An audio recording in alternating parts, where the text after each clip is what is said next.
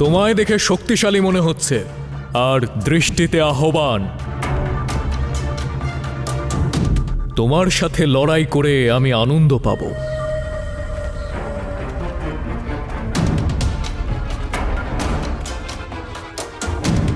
ক্ষমা করবেন, আমি এখানে যুদ্ধ করতে আসিনি। আমি যুদ্ধে নয়, বন্ধুত্ব এবং শান্তিতে বিশ্বাস করি। তুমি কি বিশ্বাস করো সেটা আমি জানতে চাইনি যুবক। তুমি তক্ষশিলায় দাঁড়িয়ে আছো, আর আমি তক্ষশিলার নরেশ অম্বিরাজ। তোমার সাথে লড়াইয়ের অনুমতি চাইছি না, আদেশ দিচ্ছি, এসো আর আমার সাথে মল্লযুদ্ধ করো।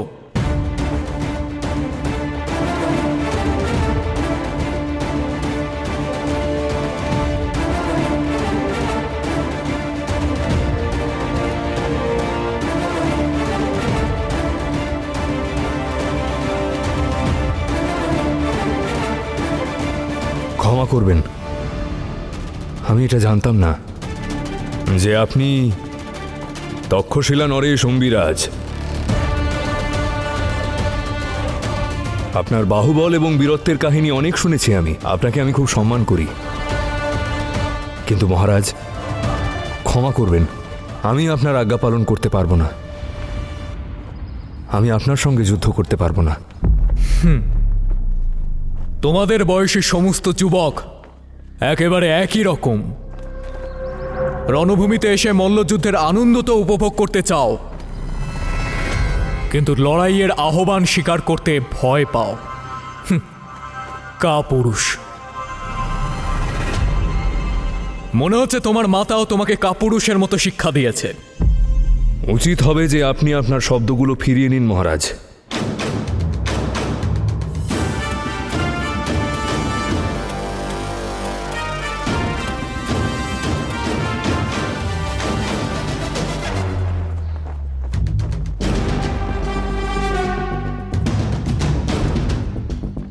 কেউ যদি আমার মাকে অসম্মান করে সেটা আমি সহ্য করি না, আর তা সেটা তক্ষশিলা নরেশ অম্বিরাজই হোক না কেন।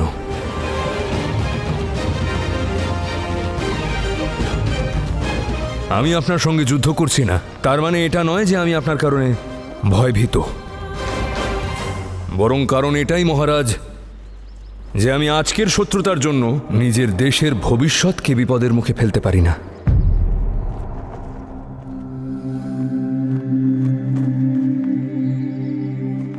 বালক রাষ্ট্রের ভবিষ্যৎ হয়, আর আজকের শত্রুতার জন্য আমি আমার দেশের ভবিষ্যতের সঙ্গে খেলতে পারবো না জ্যেষ্ঠ।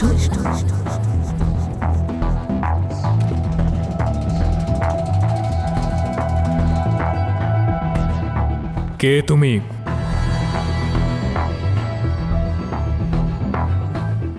নিজের পরিচয় দাও যুবক।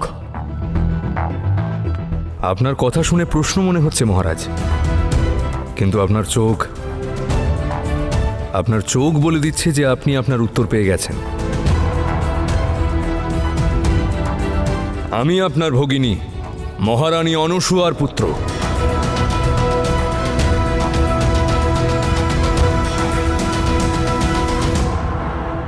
পুরুষোত্তম, পুরুষোত্তম, পুরুষোত্তম, পুরুষোত্তম।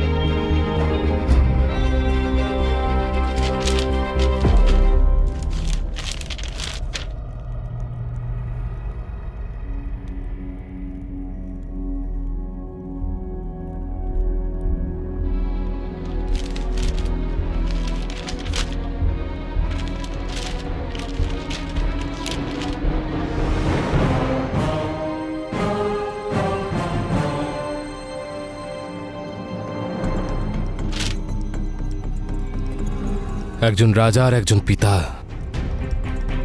নিজের পরীক্ষায় অসফল হয়েছে অনুসূয়া, আর এখন একজন স্বামী হিসেবে আমি হারতে পারবো না।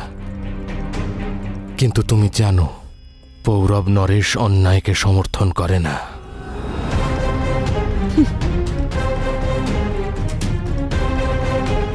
জানি আমি যে আপনার কোনো দোষ নেই আর্য। পার্থক্য তো দৃষ্টিকোণে থাকে। আমরা যেটাকে অনুচিত মনে করি, অপরাধ মনে করি, অন্য কেউ সেটাকেই মাহাত্ম্য দেওয়ার জন্য নিজের প্রাণও দিতে পারে। আমার দৃষ্টিকোণের ওপর সম্পূর্ণ বিশ্বাস আছে, আর আপনি আমার দৃষ্টিকোণ বুঝবেন তার জন্য আপনি বাধ্যও নন। যতটা তুমি চিন্তিত, আমিও ঠিক ততটাই চিন্তিত অনুসূয়া। কিন্তু তাও তুমি যেটা চাও সেটা আমি করতে পারবো না, কারণ পুরু নিজেই নিজেকে অপরাধী বলে ঘোষণা করেছে। ওর কাছে কোনো প্রমাণ নেই যে ও নির্দোষ, আর এমন কোনো সাক্ষ্য নেই যা সাহদারায়ুসকে দোষী সাব্যস্ত করবে। যেটা আপনার সামনে আছে সেটাকেই আপনি সত্যি বলে মনে করছেন? পুরো ফার্সিদের ব্যাপারে যা বলেছে তার মধ্যে কি আপনার কোনোটাই সত্যি বলে মনে হয়নি আর্য? অনুসূয়া, ভাবুন আর্য, কার কি এমন লাভ থাকতে পারে রিপুদমনকে হত্যা করে? আপনিই ভাবুন। আমি আর দারায়ুষ ছাড়া পৌরব রাষ্ট্র আর কেউ ছিল না যে এটা জানতো যে রিপুদমন জীবিত আছে। কেন হস্তি বা আমার উপর হঠাৎ প্রহার করলো? কেন কনিষ্ককে মারার চেষ্টা করলো, আর সেটাও বিবাহ ঘোষণার ঠিক পর মুহূর্তেই? কেন দারায়ুষ আমাদের সবাইকে, এমনকি নিজের কন্যাকেও বারবার বিবাহের কথা বলে যাচ্ছে? ভাবুন আর্য।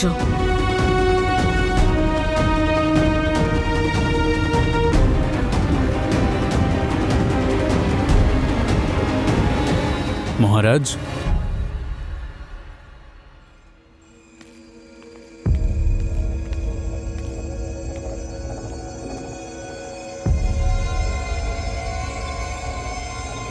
হস্তিকে শাস্তি দিতে হবে। সভায় সবাই আপনার জন্য অপেক্ষা করছে।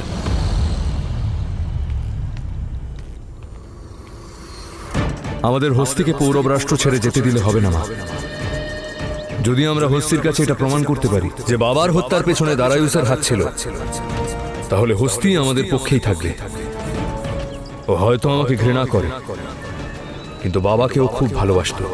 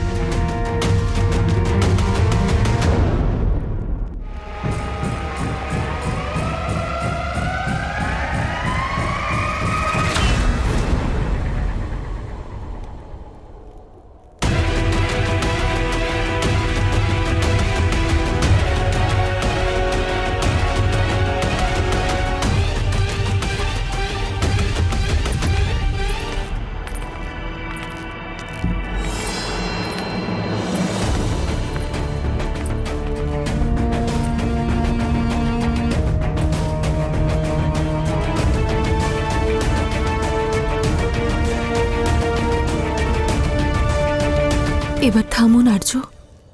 প্রথমে আপনি আমাদের পুত্রকে, পুরুকে হত্যার জন্য পাঠিয়েছিলেন, আর এখন এই খেলা। আজ আপনার ভাগ্নে নিজেই আপনার কাছে এসেছে। ওর সাথে এরকম ব্যবহার ঠিক হচ্ছে না আর্য। যত যাই হোক, ওর শরীরে এই বংশেরই রক্ত। আপনার বোনের পুত্র আমাদের অনুসূয়া। সেই বোন যে শত্রুর জন্য আমার সম্মান নষ্ট করেছে। আমার কাছে ও শুধু পৌরবদের রক্ত। আমার শত্রুর পুত্র, তক্ষশিলার শত্রু।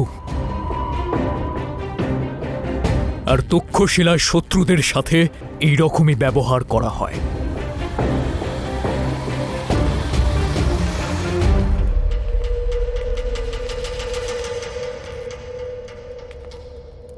পৌরব কুমার পুরুষোত্তম, যদি তুমি আমার সমর্থন পেতে চাও তাহলে প্রথমে নিজেকে প্রমাণ করতে হবে। তুমি নাকি খুব বড় যোদ্ধা, তাহলে দেখি যে তক্ষশিলার যোদ্ধার সামনে তুমি আদৌ টিকতে পারো কিনা।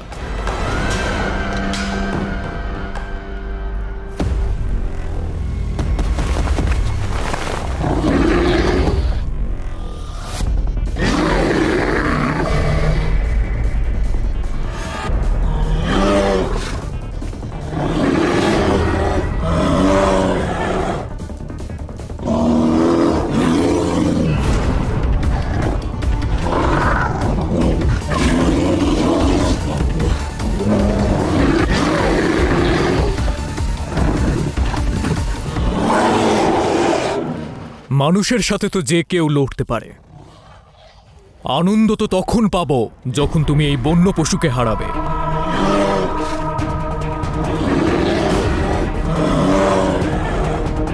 এই পশুকে যদি শেষ করতে পারো তাহলে হয়তো ভেবে দেখব যে আমি তোমাকে তোমার প্রস্তাব রাখার সুযোগ দেব কিনা।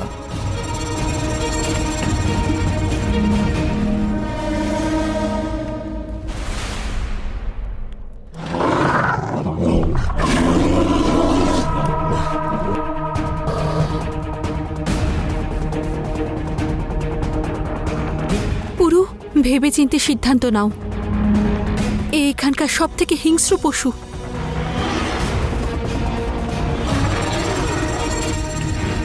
না মহারানী, এই সংসারে সবচেয়ে ভয়ঙ্কর দৈত্য মনুষ্য স্বয়ং। এই নিরীহ পশুদের ক্রোধ তো কেবল তাদের ক্ষুধার সঙ্গে জড়িত মহারানী,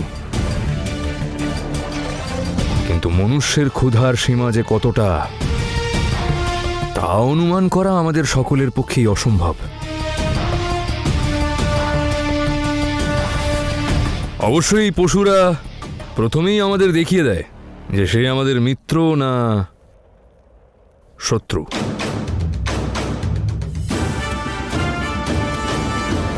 কিন্তু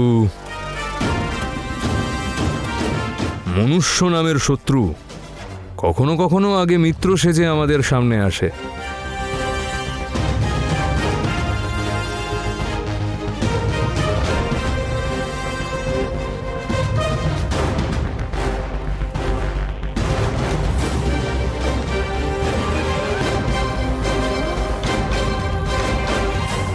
পুরু এখানে রয়েছে, তাহলে অম্বিকুমার কোথায়?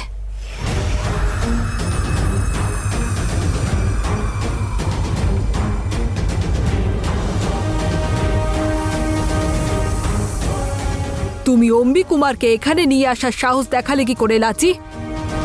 পুরুর সঙ্গে থাকতে থাকতে তুমিও দস্যু লোকের সব নিয়ম ভাঙতে শুরু করেছো।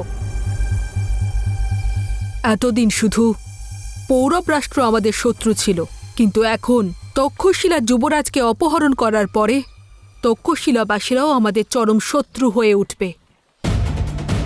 আগে থেকে কি সমস্যা কম ছিল নাকি যে আরো সমস্যা সৃষ্টি করছো? প্রতিবার আমরা পুরুকে ভুল বুঝি মা। পুরু আমাদের পাশে থেকেছে, ফার্সিদের উপর আক্রমণ করিয়েছে। ও মহারাজ বম্নিকে সত্যটা বলার চেষ্টাও করেছে, কিন্তু তা প্রমাণ করতে পারিনি মা। ওকে একজন দস্যু, একজন দেশদ্রোহী মনে করে মৃত্যুদণ্ড দেওয়া হয়েছে কেবল এই জন্য, কারণ ও আমাদের পক্ষ নিয়েছে। আর এখন ও পালিয়ে তক্ষশিলায় গেছে, যাতে আমাদেরই মঙ্গল হবে মা। আমাকে বিশ্বাস করো মা, কেবল আমাদের মঙ্গলের জন্য পুরো নিজেকে এই সংকটে ফেলেছে। ও সংকটের পথ বেছে নিয়েছে, সেটা ওর সমস্যা, আমাদের নয়। না মা, এই সমস্যা কেবল পুরুর নয়, এই সমস্যা কেবল পৌরব রাষ্ট্রেরও নয়, এই সমস্যা তক্ষশিলারও, আমাদের দস্যুদেরও, বরং সমগ্র ভারতবর্ষের। যদি ফার্সিরা পৌরব রাষ্ট্রকে অধিকার করে নেয় তাহলে না আমরা সুরক্ষিত থাকব, নাই সমগ্র দেশ। আমরা কেবল পুরুর নয়, স্বয়ং নিজেদের সাহায্য করছি। শুধু কিছুদিনের জন্য অম্বিকুমারকে এখানে রাখতে হবে মা। যখনই পুরো তক্ষশিলার সৈন্যদের সমর্থন পেয়ে যাবে, সব ঠিক হয়ে যাবে। ঠিক আছে, তুমি ওকে এখানে রাখতে পারো। আশা করছি যে তোমার উপর আমি দ্বিতীয়বার বিশ্বাস করে আমি আবার কোনো রকম ভুল করব না।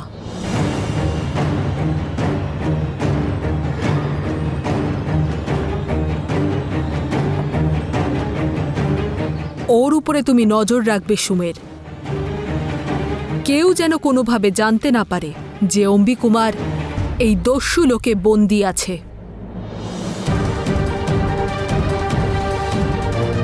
পুরু কি একা তক্ষশিলা গেছে? আশা করছি ও সুরক্ষিত আছে। পুরো